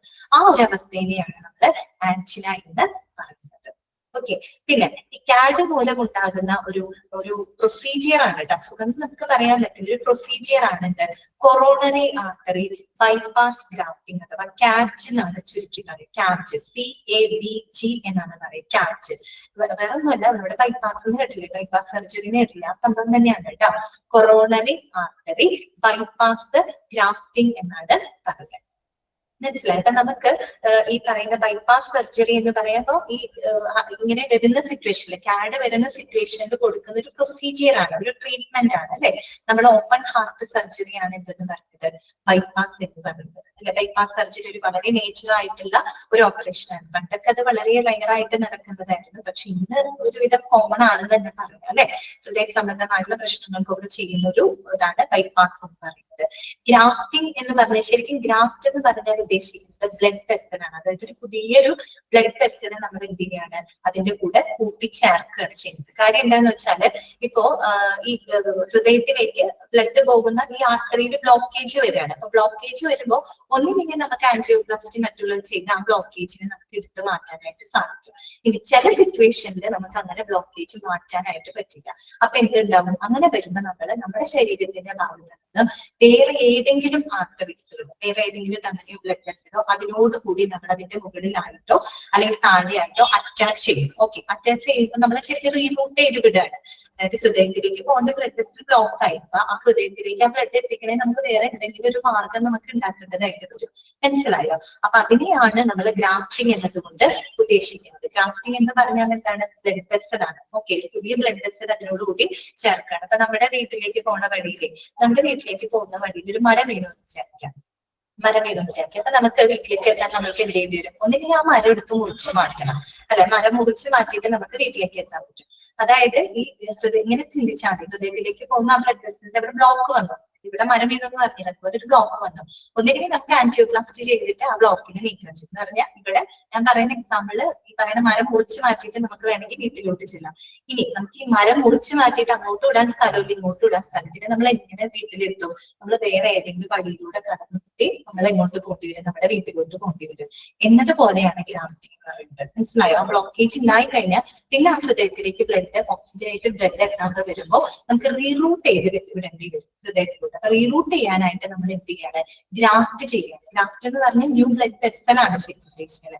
നമ്മുടെ ശരീരത്തിന്റെ തന്നെ ഏതെങ്കിലും ഭാഗത്ത് തന്നെ ഏതെങ്കിലും ഒരു വെസൽ എടുത്തിട്ട് ഈ സാധാരണ പോകുന്ന ധമനിയുണ്ട് അതിനോട് ചേർത്തിട്ട് നമ്മൾ അറ്റാച്ച് ചെയ്യാണ്. എന്നിട്ട് ഇതിലൂടെ പോകുന്ന ബ്ലഡിനെ റീറൂട്ട് ചെയ്ത് അതിലൂടെ കടത്തി ഇങ്ങോട്ടേക്ക് എത്തിക്കാണ്, നമ്മൾ ഹാർട്ടിലോട്ട് എത്തിക്കാണ്.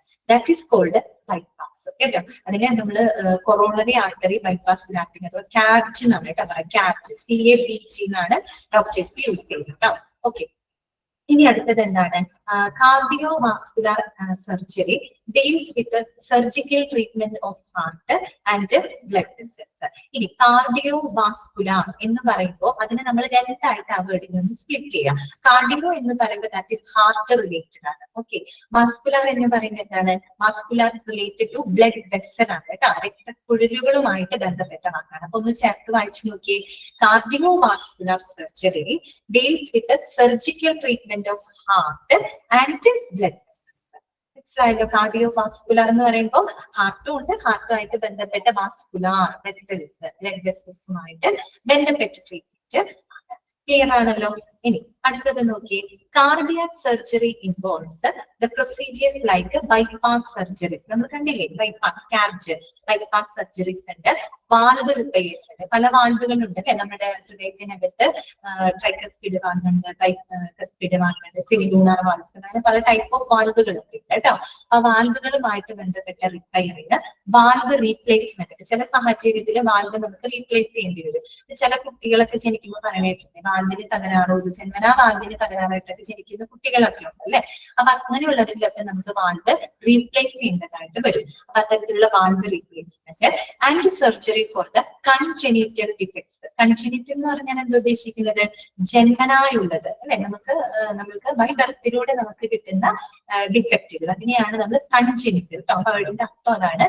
കൺജെനിറ്റൽ എന്ന് പറഞ്ഞാൽ ബൈ ബർത്ത് നമുക്ക് ജന്മനാ വരുന്ന ഡിഫക്റ്റുകളാണ് എന്നുള്ളത് മനസ്സിലാക്കി വെക്കാം. ഇനി vascular deals with the disease of blood vessel. നമ്മൾ നേരത്തെ പറഞ്ഞിരുന്നു അല്ലെ? വാസ്കുലാർ എന്ന് പറയുന്ന വാക്ക് എന്തുമായിട്ട് ബന്ധപ്പെട്ടതാണ്? That related to the diseases of the blood vessels ആണ്. അതുപോലെ തന്നെ pacemaker implantation. Pacemaker അല്ലെ? നമ്മുടെ ഹൃദയ സ്പന്ദനത്തിന് തുടക്കം കുറിക്കുന്നത് നമ്മുടെ സൈനോ ഏട്രിയൽ നോഡ് എന്നൊക്കെ പറയും, SA നോഡ്. അതിനെയാണ് നമ്മുടെ ഹൃദയത്തിന്റെ പേസ് മേക്കർ എന്ന് പറയുന്നത്. പേസ് എന്ന് വെച്ചാൽ എന്താ? വേഗത അല്ലെ? നമ്മുടെ ആ ഹൃദയ സ്പന്ദനത്തിന്റെ അതിനെ കൺട്രോൾ ചെയ്യുന്ന ഒരു സൈനോ ഏട്രിയൽ നോഡ് നമ്മുടെ ഹൃദയത്തിനകത്തുണ്ട്. അതാണ് നമ്മുടെ ഹൃദയത്തിന്റെ പേസ് മേക്കർ എന്ന് പറയുന്നത്.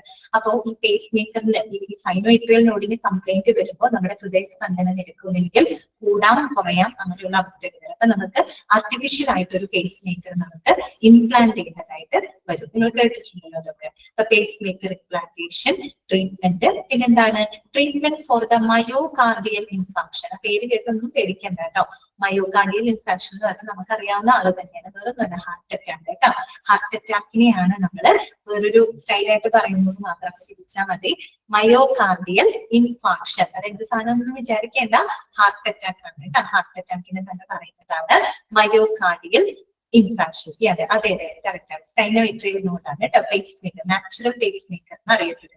അതിന് കംപ്ലൈന്റ് വരുമ്പോൾ നമ്മൾ ഈ പറഞ്ഞ ആർട്ടിഫിഷ്യൽ ആയിട്ട് ഒരു പേസ് മേക്കർ നമ്മൾ എടുപ്പിക്കേണ്ടതായിട്ട് വരും കേട്ടോ. അപ്പൊ നോക്കൂ, ട്രീറ്റ്മെന്റ് ഓഫ് മയോകാർഡിയൽ ഇൻഫാക്ഷൻ എന്ന് വെച്ചാൽ heart attack is also done in this department. അത് ഈ ഡിപ്പാർട്ട്മെന്റിൽ ചെയ്യുന്നത് ഇതെല്ലാം നമുക്കറിയാവുന്ന കാര്യങ്ങളാണ്. അപ്പൊ ഇതിൽ പഠിക്കാനുള്ള പോയിന്റ് എന്താണ് കാർഡിയോളജി എന്ന് മനസ്സിലാക്കുക കേട്ടോ. കൃത്യമായിട്ട് കൊടുത്തിട്ടുണ്ട്, അണ്ടർലൈൻ ചെയ്ത് വെക്കാം. Cardiology is the medical specialty that deals with the diagnosis and treatment of diseases and disorders of the heart. പിന്നെ ഇതൊരു ഇൻപേഷ്യന്റ് ആയിട്ടും ഔട്ട് പേഷ്യന്റ് ബേസിലും കൊടുക്കുന്ന ഒരു സേവനമാണ്. ഏറ്റവും കോമൺ ആയിട്ട് കണ്ടുവരുന്ന ഒരു ഹാർട്ട് ഡിസീസ് എന്ന് പറയുന്നത് CAD ആണ് കേട്ടോ, കൊറോണറി ആർട്ടറി ഡിസീസ്. എന്താണ് ആർക്കും ഡൗട്ട് ഉണ്ടോ? കൺജനിറ്റലിന്റെ അർത്ഥമാണെങ്കിൽ ബൈ ബർത്ത് എന്നാണ് കേട്ടോ, ജന്മനായുള്ളത് എന്നുള്ള അർത്ഥമാണ്. ജന്മനാ നമുക്ക് കിട്ടുന്ന ചില ഡിഫക്ട്സുകൾ ഉണ്ടായിരുന്നു. നമ്മൾ ജനിച്ച് വീഴുമ്പോ തന്നെ ചിലപ്പോൾ വാൽവിനൊക്കെ തകരാറായിട്ടൊക്കെ നിങ്ങൾ ജനിക്കാറുണ്ട് അല്ലെ. അതാണ് കേട്ടോ ഉദ്ദേശിച്ചത്. കൺജനിറ്റൽ എന്ന് പറയുന്ന വാക്കിന്റെ അർത്ഥമാണ് ബൈ ബർത്ത്. അപ്പോ നമ്മൾ പറഞ്ഞത് CAD ആണ് അല്ലെ. പ്രധാനമായിട്ടും കൊറോണറി, എന്റെ ഷോർട്ട് ഫോം പഠിച്ചു വെക്കുക കേട്ടോ, ഷോർട്ട് ഫോം എക്സ്പാൻഷൻ ഫോം പഠിച്ചു വെക്കുക.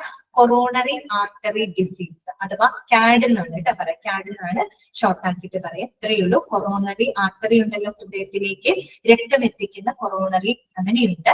അതിലുണ്ടാകുന്ന ബ്ലോക്കേജ്, ഓക്കെ, തടസ്സം, അതിനെയാണ് നമ്മൾ എന്ത് പറയുന്നത്? CAD എന്ന് പറയുന്നത്. അതിന്റെ ലക്ഷണങ്ങളാണ് ഈ പറയുന്ന ആൻജിന. ആൻജിന എന്ന് പറഞ്ഞാൽ ഹാർട്ട് അറ്റാക്ക് എന്ന് പറയാൻ പറ്റില്ല. ഈ ബ്ലഡ് ഫ്ലോ കുറയുന്നത് മൂലം നമ്മുടെ നെഞ്ചിൽ അനുഭവപ്പെടുന്ന അതിശക്തമായിട്ടുള്ള പെയിനെയാണ് നമ്മൾ ആൻജിന എന്ന് പറയുന്നത്. ഓക്കെ, അതിനായിട്ട് ചെയ്യുന്ന ഒരു പ്രൊസീജിയർ ആണ് എന്ത്? CABG. CABG എന്ന് വെച്ചാൽ കൊറോണറി ആർട്ടറി ബൈപ്പാസ് ഗ്രാഫ്റ്റിംഗ് അഥവാ ബൈപ്പാസ് സർജറി കേട്ടോ. ആ പുതിയൊരു ബ്ലഡ് വെസൽ അറ്റാച്ച് ചെയ്യുന്നത് പറയില്ല, ബ്ലഡ് വെസലിനെയാണ് നമ്മൾ ഗ്രാഫ്റ്റ് എന്ന് പറയുന്നത്. അതുകൊണ്ടാണ് ആ പേരിൽ ഗ്രാഫ്റ്റിംഗ് എന്ന് പറയുന്നത് കേട്ടോ. പിന്നെ എന്താണ് കാർഡിയോ വാസ്കുലർ സർജറി എന്ന് പറഞ്ഞാല്? കാർഡിയോ എന്ന് പറയുന്ന ഹൃദയവുമാണ്, vascular that is related to blood vessel. Clear ആണല്ലോ? Cardio vascular that deals with the surgical treatment of heart and blood vessels. Angina എന്ന് പറഞ്ഞു കഴിഞ്ഞാല് ഞാൻ പറയുന്നത് കേൾക്കുന്നില്ലേ? മനസ്സിലാവുന്നില്ലേ ഞാൻ പറയുന്നത്? ക്ലാരിറ്റി കുറവുണ്ടോ? ആൻജിന എന്ന് പറഞ്ഞാല് നമ്മുടെ കൊറോണറി ആർട്ടറിയിൽ, അതായത് നമ്മുടെ ഹൃദയത്തിലേക്ക് രക്തം എത്തിക്കുന്ന കുഴലുണ്ട്, ധമനിയുണ്ട്, അതിൽ ബ്ലോക്ക് വരെയാണ്. ബ്ലോക്ക് വരുമ്പോൾ എന്ത് സംഭവിക്കും? ഹൃദയത്തിലേക്ക് വേണ്ടത്ര രീതിയിൽ ബ്ലഡ് പാസ് ചെയ്യില്ല. ഓക്കെ, ബ്ലഡ് പാസ് ചെയ്യില്ല. അങ്ങനെ പാസ് ചെയ്യാതെ വരുമ്പോ നമ്മുടെ നെഞ്ചില് അതിശക്തമായിട്ടുള്ള ഒരു പെയിൻ വരും, വേദന വരും. ഓക്കെ, ആ വേദനയാണ് നമ്മൾ ആൻജിന പെർട്ടൂസിസ് എന്ന് പറയുന്നത്. പെർട്ടൂസിസ് ഒന്നും വേണ്ട, ആൻജിന എന്ന് പറഞ്ഞാൽ മതി. Severe heart pain. Okay, clear? അത് വരുമ്പോഴാണ് നമ്മൾ പെട്ടെന്ന് തന്നെ ശ്രദ്ധിക്കണം എന്ന് പറയുന്നത്. ഓക്കെ, ഇത്രയേ ഉള്ളൂ കേട്ടോ. പിന്നെ എന്തൊക്കെ കാര്യങ്ങളാണ് ആ ഒരു ഡിപ്പാർട്ട്മെന്റിൽ ഹാൻഡിൽ ചെയ്തിട്ട്? ബൈപ്പാസ് സർജറി ചെയ്യുന്നുണ്ട്, വാൾവ് റിപ്പയേഴ്സ് ചെയ്യുന്നുണ്ട്, വാൾവ് റീപ്ലേസ്മെന്റ് ചെയ്യുന്നുണ്ട്, പേസ് മേക്കർ ഇംപ്ലാന്റേഷൻ ചെയ്യുന്നുണ്ട്, ഇങ്ങനെ അതുപോലെ തന്നെ treatment for the myocardial infarction. ആ പേര് കേട്ട് പേടിക്കേണ്ട, ഹാർട്ട് അറ്റാക്ക് തന്നെയാണ് കേട്ടോ ഉദ്ദേശിക്കുന്നത്. ഇങ്ങനെയുള്ള ട്രീറ്റ്മെന്റുകളെല്ലാം ചെയ്യുന്ന ഒരു വകുപ്പാണ് കാർഡിയോളജി എന്ന് പറയുന്നത്. ക്ലിയർ ആണല്ലോ? അപ്പൊ നമ്മൾ ഇന്ന് പഠിച്ച കാര്യങ്ങൾ ജസ്റ്റ് ഒന്നും കൂടെ കൺക്ലൂഡ് ചെയ്യാണ്.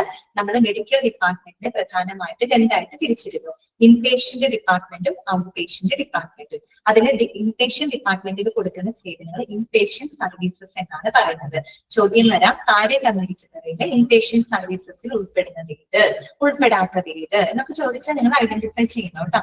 ഏതൊക്കെയാ വന്നത്? പേഷ്യന്റ് റൂം ഉണ്ട്, പേഷ്യന്റ് വാർഡുണ്ട്, ലേബർ റൂം ഉണ്ട്, മെറ്റേണിറ്റി വാർഡുണ്ട്, ICU ഉണ്ട്, പിന്നെ നമ്മുടെ എന്താണ് ഓപ്പറേഷൻ തിയേറ്റർ ഉണ്ട് കേട്ടോ. പിന്നെ ഔട്ട് പേഷ്യന്റ് സർവീസസിൽ വരുന്നത് ഒത്തിരിയേറെ മെഡിക്കൽ ഡിപ്പാർട്ട്മെന്റ്സ് ആണ്. അത് ഒരുപാട് ഉണ്ട്. അതാണ് നമ്മൾ ഡീറ്റെയിൽഡ് ആയിട്ട് ഈ ഒരു ചാപ്റ്ററിനകത്ത് പഠിക്കുന്നത്. പിന്നെ നമ്മൾ ഔട്ട് പേഷ്യന്റ് ഡിപ്പാർട്ട്മെന്റ് എന്താണെന്ന് കണ്ടു. അവിടെ പേഷ്യൻസ് വരുന്നത് just for consultation, not for admission. അഡ്മിഷന് വേണ്ടി വരുന്നതല്ല, കൺസൾട്ടേഷന് വേണ്ടി വരുന്നതാണ്. പിന്നെ മനസ്സിലാക്കി വെക്കാം, OPD എന്ന് പറയുന്ന ഔട്ട് പേഷ്യന്റ് ഡിപ്പാർട്ട്മെന്റ് ഒരു ഡേയിൽ, ഒരു പകൽ സമയത്ത് ഒരു പെർട്ടിക്കുലർ ടൈം വരെ മാത്രമേ പ്രവർത്തിക്കുന്നുള്ളൂ. ഒരു സീനിയർ കൺസൾട്ടന്റ് ഡോക്ടർ ആയിരിക്കും ആ ഒരു ഡിപ്പാർട്ട്മെന്റ് ഹാൻഡിൽ ചെയ്യുന്നത്. ഓക്കെ. പിന്നെ നമ്മൾ കണ്ടത് കാഷ്വാലിറ്റി ആണ്. എമർജൻസി നമുക്കറിയാലോ, പേര് പോലെ തന്നെ അത്യധികമായിട്ട് സിവിയർ ആയിട്ട് വരുന്ന സിറ്റുവേഷനെ പെട്ടെന്ന് ഹാൻഡിൽ ചെയ്യുന്ന, അല്ലെങ്കിൽ അവർക്കൊരു ഫസ്റ്റ് എയ്ഡ് കൊടുക്കുന്ന, അതൊന്ന് ജസ്റ്റ് സ്റ്റേബിൾ ആക്കുന്ന ഡിപ്പാർട്ട്മെന്റ് ആണ് കാഷ്വാലിറ്റി അഥവാ എമർജൻസി ഡിപ്പാർട്ട്മെന്റ്. പ്രത്യേകം ശ്രദ്ധിക്കുക, OPD പോലെയല്ല, 24 അവർ പ്രവർത്തിക്കുന്ന ഡിപ്പാർട്ട്മെന്റ് ആണ് കാഷ്വാലിറ്റി അഥവാ എമർജൻസി ഡിപ്പാർട്ട്മെന്റ്. രണ്ടുപേരും പഠിച്ചിരിക്കുന്നു കേട്ടോ. പിന്നെ അവിടെ വന്നിട്ട് പേഷ്യൻസിനെ ഒന്ന് സ്റ്റേബിൾ ആക്കിയതിനു ശേഷം മാത്രമാണ് നമ്മൾ അവരെ ഒരു സ്പെഷ്യലൈസ്ഡ് ഡിപ്പാർട്ട്മെന്റിലോട്ട് മാറ്റുന്നത്. പിന്നെ നമ്മൾ പറഞ്ഞത് കാർഡിയോളജി ഡിപ്പാർട്ട്മെന്റ് ആണ്. ഹൃദയ സംബന്ധമായിട്ടുള്ള പ്രശ്നങ്ങൾ കൈകാര്യം ചെയ്യുന്ന വകുപ്പാണ് കേട്ടോ. കാർഡിയോളജിയിൽ ഏറ്റവും പ്രൊമിനന്റ് ആയിട്ടുള്ള ഒരു ഹാർട്ട് ഡിസീസ് ആണ് കൊറോണറി ആർട്ടറി ഡിസീസ് അഥവാ CAD എന്നാണ് നമ്മൾ ഷോർട്ട് ഫോം ആക്കിയിട്ട് പറയുക. ആൻജിന എന്താണെന്ന് മനസ്സിലായിട്ടുണ്ട്. ബൈപ്പാസ് സർജറി, ബൈപ്പാസ് ഗ്രാഫ്റ്റിംഗ് എന്താണ് ക്ലിയർ ആയിട്ടുള്ളത്. ഇനി എന്തൊക്കെ സേവനങ്ങളാണ് അവിടെ കൊടുക്കുന്നത്? Bypass surgery, valve repairing, valve replacement, pace maker implantation, cardio vascular surgeries, ഇതെല്ലാം തന്നെ ചെയ്യുന്നു. കാർഡിയോ വാസ്കുലർ എന്ന് പറയുമ്പോൾ that deals with the treatment of heart and clear ആണല്ലോ പറഞ്ഞത്? ഓക്കെ അല്ലേ? ശരി, ഞാനൊന്ന് അൺമ്യൂട്ട് ചെയ്യണം കേട്ടോ. എന്തെങ്കിലും ഡൗട്ട്സ് ഉണ്ടെങ്കിൽ നിങ്ങൾ ചോദിച്ചോളൂ കേട്ടോ. നമ്മുടെ ക്ലാസ്സിൽ എന്തെങ്കിലും ഡൗട്ട്സ് ഉണ്ടെങ്കിൽ ചോദിച്ചോട്ടോ. അതുപോലെ എല്ലാം ക്ലിയർ അല്ലേ? വായിച്ചു നോക്കണം കേട്ടോ. ഓരോ ഡിപ്പാർട്ട്മെന്റ് വായിച്ചു നോക്കണം. നമുക്ക് ഡിപ്പാർട്ട്മെന്റിൽ ഇങ്ങനെ ഒരുപാട് വാരി വലിച്ച് എഴുതിയിട്ടുണ്ടെങ്കിലും അതിനകത്തുള്ള പോയിന്റ്സ് വളരെ കുറവാണ്. നമുക്ക് പോയിന്റ്സ് ആയിട്ട് പഠിച്ചാൽ മതി. ഇതല്ലേ ഏറ്റവും സൗകര്യം. ഒരുപാട് വാരി വലിച്ചൊന്നും പഠിക്കും. ഇതിന്ന് വിട്ടൊരു ചോദ്യങ്ങളൊന്നും നിങ്ങൾക്ക് വരില്ല കേട്ടോ. അപ്പൊ നമുക്ക് അങ്ങനെ പോയിന്റ് ആയിട്ട് പഠിക്കാം. അപ്പൊ ശരി കേട്ടോ, നമുക്ക് അടുത്ത ക്ലാസ്സിൽ കാണാം. അപ്പൊ okay, thank you. Thank you, ma'am. Thank you, ma'am. Thank you, ma'am. Thank you. Thank you. Okay, thank you, ma'am. Thank you, ma'am. Thank you, ma'am.